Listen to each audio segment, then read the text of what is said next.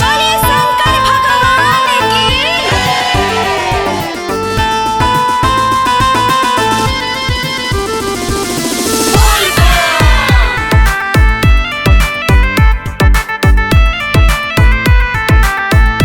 ए भोले का गौरा गांजा भांग पियल छोड़ दीही ना होना सुनो ना गाजा भंगिया में प्राण बसेला। ए भोला का गौरा गांजा भांग पियल छोड़ दीही ना होना सुनो ना गाजा भंगिया में प्राण बसेला।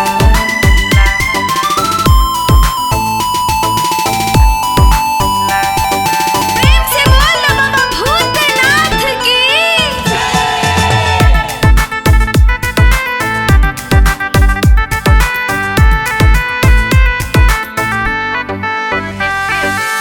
बबुआ गणेश के लेके जाइब हम खीस जी, राखी ना पीसे वाला देही वो पीस जी। काहे ए बोला जी अरे बोला ना हरमान जाइना तू ही किसे लूटा मन बड़ी भागला है मैं सुनो ये ही से तोहरा के रखे नी पहा।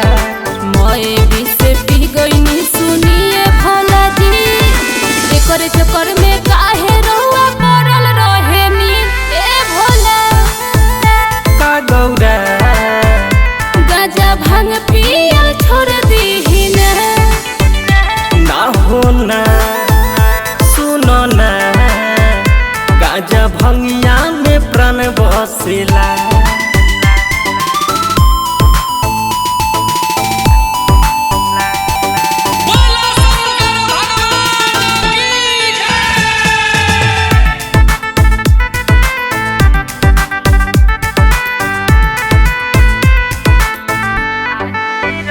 स्वामी आजुले रखले बनी टूटही मरइया में, भगतन के खाली रउआ रहनी भलइया में। ना गौरा भक्त तो भक्त है काहे ताना तू देवेलू ए गौरा हमार सुनो ना मामा की देव मुनि जगे संसार।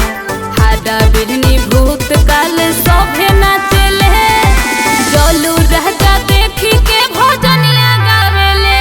ए भोला का गौरा गांजा भांग पियल छोड़ दीही ना होना सुनो ना गाजा भंगिया में प्राण बसेला।